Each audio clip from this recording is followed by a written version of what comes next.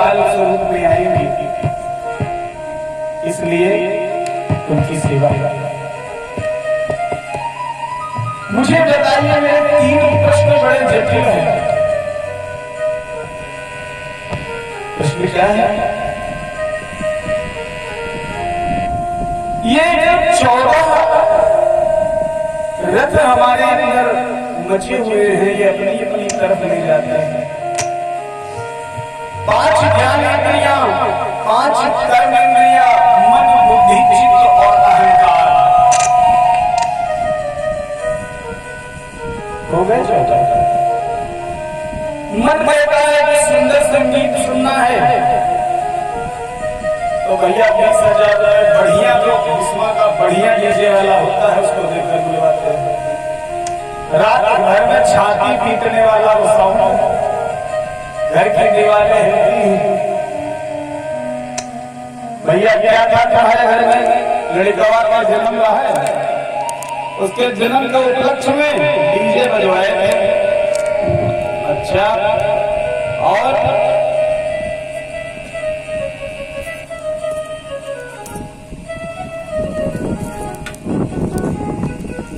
लड़के का जन्म था, इसलिए जन्म की खुशी में आनंद में डीजे लगवाया था और प्रांगण बुलाई नृत्य करवाया। अच्छा, लेकिन उससे क्या कुछ हासिल हुआ? नहीं हुआ। तो कान कहते हैं कि सुंदर संगीत सुनना है, जिभ्या कहती है, ये रसना जो है ये कहती है मीठा मीठा पदार्थ खाना है। भाई जी कुछ मीठा चाहिए। मन कहता है कि मुझे नाना प्रकार का भ्रमण करना है, नेत्र कहते हैं सुंदर दृश्य देखना है। अब बताओ, एक समस्या हल है, दूसरी तैयार। समस्या क्या है? इसमें का समस्या है, अच्छा देखे तो अच्छा वास्तव होगा और बुरा देखोगे तो बुरी ही घटनाएं आएंगी। गंदा चरित्र देखोगे तो गंदे विचार हो जाएंगे। तो करें क्या इसको, कैसे रोको? ये देवहूति पूछ रही है कपिल भगवान से, मैया। और मैं ये पूछना चाहता हूँ कि किसी के साथ ऊंच और किसी के साथ नीच व्यवहार परमात्मा क्यों करता है? मां, पहली बात तो आप ये समझ लीजिए कि ईश्वराणां न ज्ञानस्य, ईश्वराणां न प्रभुतस्य, कर्मस्य सर्वश्रेष्ठस्य कर्म मुक्तिं महा। ईश्वर किसी को सुख देता है या ईश्वर किसी को दुख देता है, ये सत्य नहीं है। और अगर ईश्वर सुख या दुख नहीं देता है तो फिर मंदिरों और देवालयों के जाने का क्या अर्थ है? मैया ने कहा, कपिल भगवान ने कहा, मां मैं आपसे एक प्रश्न करता हूं। कोई हमें बिना किसी लालच के कोई चीज प्रदान करता हो, बिना किसी स्वार्थ के कोई मुझे कुछ दे रहा हो, तो मेरा धर्म क्या कहता है? मैया देवहूति ने कहा, मेरा धर्म यही कहता है कि यदि वो हमको कुछ दे रहा है तो हमें भी उसको कुछ देना चाहिए। तो कपिल भगवान ने कहा, मां जरा पूरे विषय देखो, प्रातः का समय है, ये जो सूर्य नारायण आ रहे हैं ऊपर की तरफ उठते हुए, इनका हमसे क्या प्रयोजन है? ये हमसे कुछ लेते हैं या देते हैं? मैया ने कहा, लाला ये तो सदैव सर्वदा ही देते हैं, देते हैं। तो मां क्या हमारा कोई धर्म नहीं बनता है कि हम सूर्य नारायण के प्रति श्रद्धा रखें? यदि हम सुबह ब्रह्म मुहूर्त में उठते हैं, अमृत काल में उठ करके स्नान करके और थोड़ी सी हल्दी, थोड़ा सा गंगा जल, थोड़े अक्षत मिलाकर के सूर्य नारायण को अर्घ्य देते हैं, तो क्या ये हमारा धर्म नहीं है? यदि ब्राह्मण दान लेता है तो ब्राह्मण को बलिदान देना भी चाहिए। भाई माँ ये हमारा धर्म है। दूसरा प्रश्न आपका यह था कि किसी के साथ उच्च व्यवहार, किसी के साथ नीचा व्यवहार क्यों? तो माँ, इस धरा पर भगवान ने केवल एक ही सृष्टि नहीं बनाई, 6 प्रकार की सृष्टि और है। अस्थावरम जंगम अंडजम उद्भिजम, अस्थावर जंगम अंडज उद्भिज स्वेदम जरायुज, ये सृष्टि है ना माँ। ये कौन है भैया? ये हमारा हम ये जानना चाहते हैं आखिर ये सृष्टि कौन सी है माँ। अब ये बताइए इन वृक्षों का हमसे क्या लाभ है? मनुष्य को स्वभाव अपना एक फल देने वाले वृक्ष के जैसा रखना चाहिए। भैया ने कहा वो कैसे? देखो माँ, सुंदर सुंदर से फल लगे हैं, आम का वृक्ष है, सुंदर फल लगे हैं, लेकिन हम अपनी तरफ से पत्थर उठाते हैं, मारते तो फल तोड़ने के लिए है, लेकिन उसकी शाखाओं और उसकी पत्तियों पर लगता है तो क्या उसे वेदना नहीं होती? पीड़ा होती है, फिर भी वो हमें फल देता है। इसी प्रकार यदि कोई त्रुटि, कोई गलती हो भी जाए तो उसको सहज से स्वीकार करके और निरपराध होकर अपराध न करना, यही मानवता का धर्म है। तीसरा प्रश्न आपने किया मैया, वो ये है कि किसी के ग्राम में इतनी संतानें हैं कि उसका भरण पोषण नहीं कर पाता और किसी के घर में एक भी नहीं। इसका कारण जानती हैं? पितृस्य लोकम, ये कौन है? पितृस्य लोकम संपूर्णावस्थिते तदुपरांतम ग्रहकुलम जनमाश। ये जो पितृ लोग हमारे यहाँ के गए हुए पूर्वज ही वहां से पुनः हमारे कर्मों के द्वारा बनकर आते हैं, कभी पोता बनकर, कभी बेटा बनकर।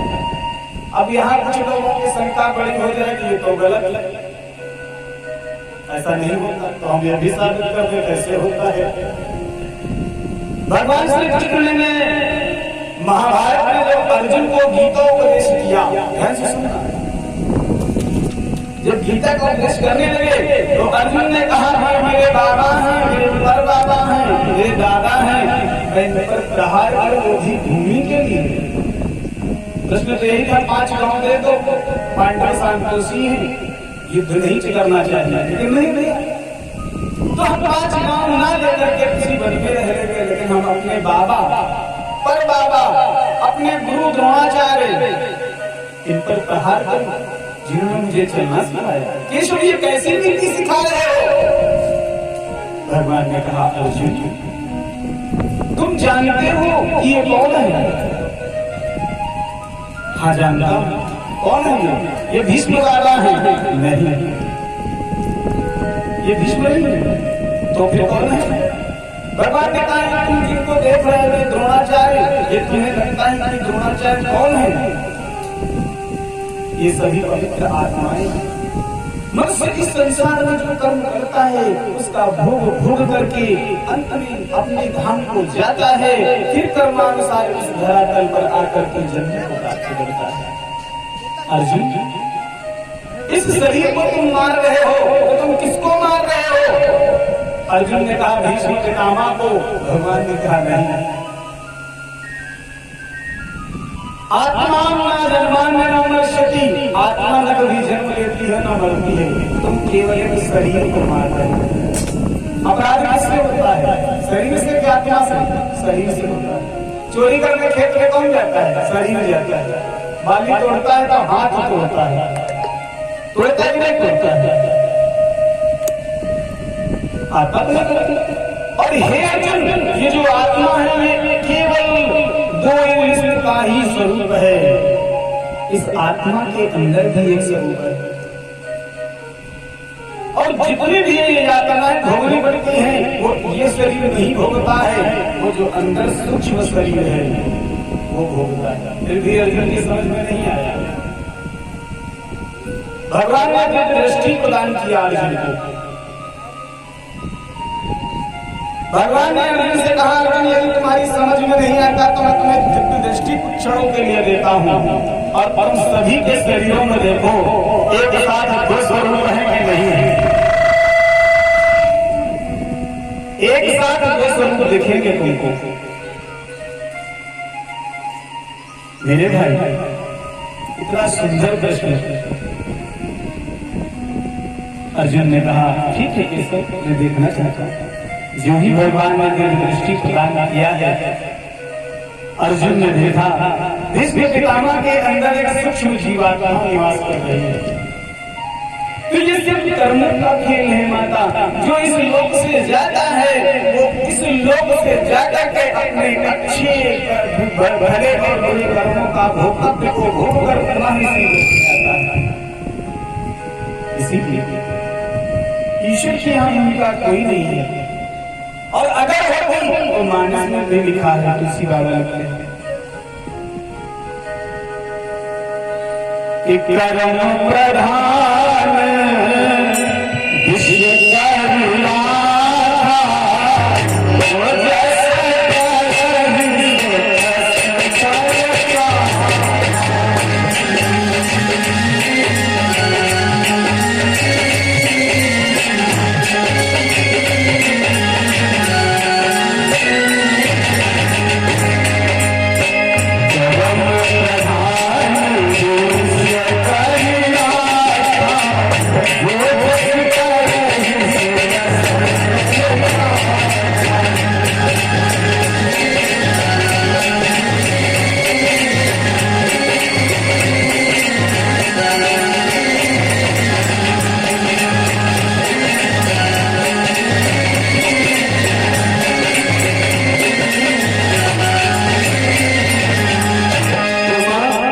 कर्म की प्रधानता है।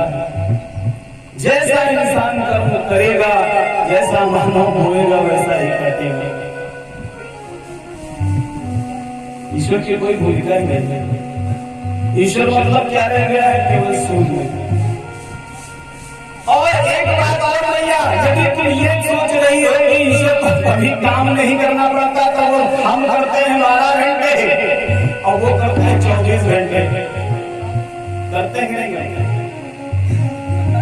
अगर उनकी नजर भाई किसको जन्म देना है, किसको मारना है, किसको पैदा करना है, किसको चोट लगनी, किसको मोच आनी, किसको खांसी, किसको बुखार, सारी जिम्मेदारी उनके पास, तो कितने पर उनके पास आराम के। और इन सबके ऊपर सबका एक केंद्र क्या बनाया उन्होंने? प्रकृति को। ये मध्य मधुर सुगंध हवा वायु चल रही है, हमें सांस देने में और सांस लेने में आराम है। ये बंद हो जाए, टप टप टप टप पसीना गिरे, बैठ के कथा करना तो क्या कथा सुनने मुश्किल हो जाए। तो क्या ये वायु हमारी ठेकेदार है? नहीं। इसीलिए ये स्वास्थ्य वाचन किया जाता है। इसीलिए पृथ्वी शांति, आपा शांति, वनस्पति औषधि शांति, सभी वनस्पति शांत सौम्य भाव में है। तो कल आप लोगों ने किसी में कथा श्रवण किया, निमिष के मारे जाने के बाद शुंभ और निशुंभ दोनों माता जनू के पुत्र अस्त्र शस्त्र और सेना के साथ में देवलोक पर आक्रमण करते हैं, और देवलोक पर आक्रमण करने से उनका सर्वस्व छीन लिया जाता है। देवराज इंद्र का मही, देवराज इंद्र का ऐरावत हाथी और यमराज का मही छीन लिया गया। वरुण का मणिमय छत्र छीन लिया गया। वायु की गदा छीन ली गई। 9 निधियां छीन ली गई। देवता त्राही करते हुए भगवान नारायण के पास में गए, प्रभु श्रद्धां भगवतं नारायण सत्यलोकं स्वयं प्रभु।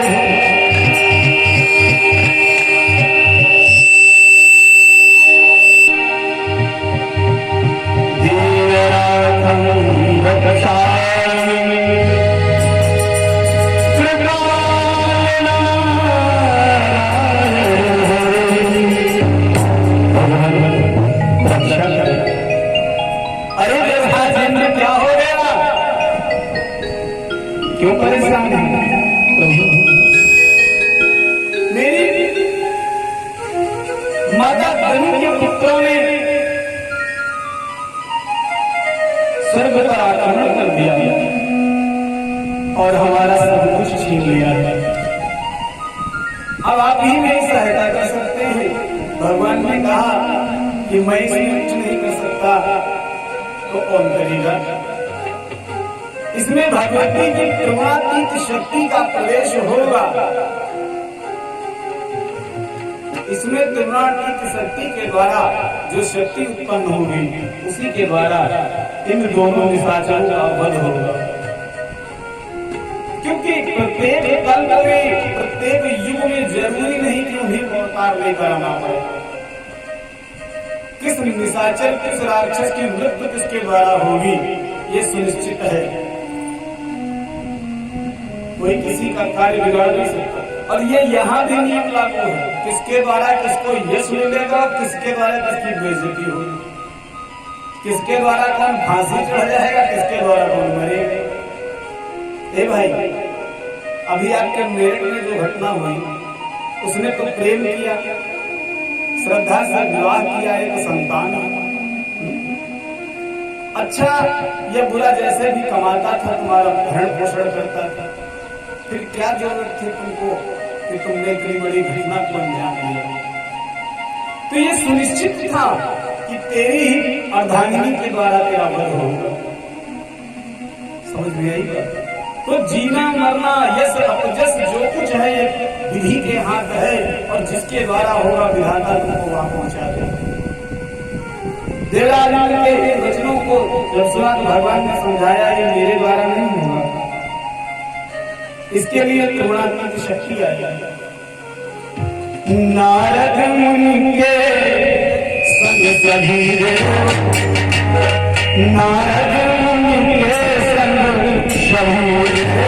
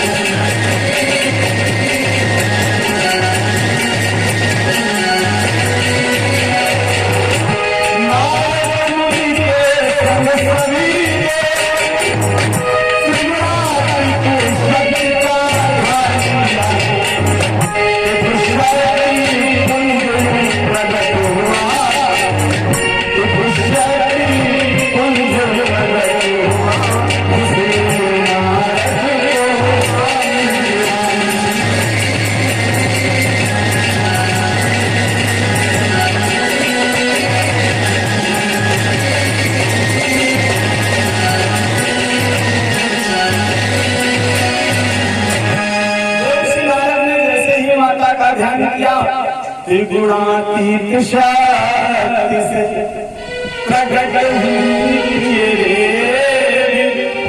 लक्ष्मी सरस्वती और पार्वती समेत उत्पन्न हुआ। इन तीनों लोगों का मामला ही सब कुछ सुनिश्चित करता है। इंद्र को मंत्री पद प्राप्त है, ये प्रधान मुख्यमंत्री तो है, लेकिन प्रधानमंत्री या राष्ट्रपति नहीं। राष्ट्रपति का पद नारायण के पास में है। जब ध्यान किया, मुस्कुराकर भगवती ने कहा, देवर्षि नारद कहो। शक्ति पुंज आया, एक शक्ति पुंज 3 स्वरूपों में विभाजित हो गया, और उस शक्ति पुंज ने देवर्षि नारद से पूछा, नारद क्या बात है, क्यों याद किया?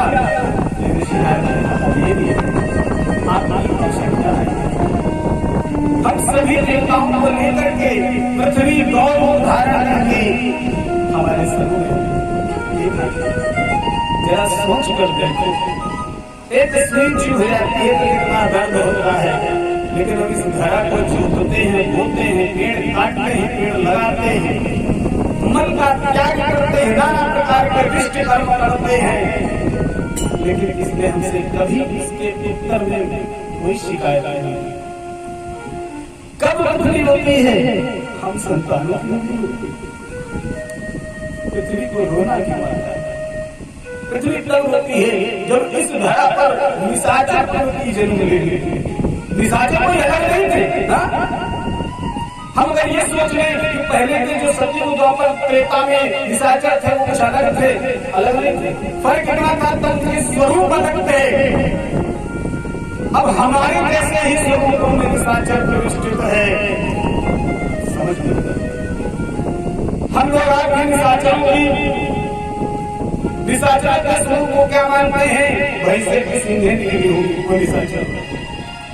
कर्म से इंसान निशाचर बनता है, कर्म से इंसान मनुष्य बनता है, कर्म से इंसान देव बनता है।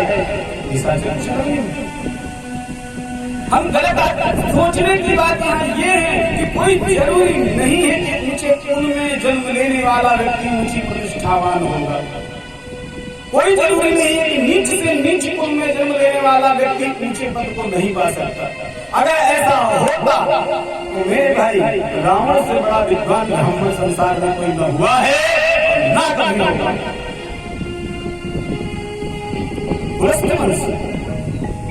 इतना बड़ा ब्राह्मण शिव तांडव कैलाश पर्वत को अपने एक हाथ से उठाने की सामर्थ्य रखने वाला ब्रह्मा जिसके द्वार पर जाते हैं निर्वाचन के लिए।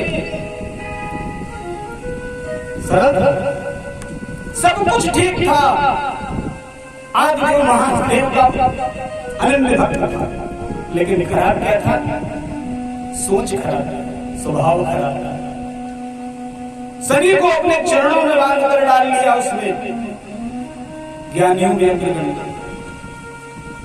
आचरण खराब नहीं था। अगर आचरण खराब होता तो सेतुबंध रामेश्वर की जब स्थापना भगवान श्री राम ने की तो उसकी पूजा तो रावण ही करने गया, तो कह देता हम नहीं करेंगे, पूजा ही नहीं करता। क्यों होता? एक स्वरूप से शुद्ध है अंदर की काया, द्वितीय स्वरूप अशुद्ध है बाहर बाहर की आकृति छाया जो है ये बड़ी स्वरूप होती है। ये भाई सुंदरता फूल में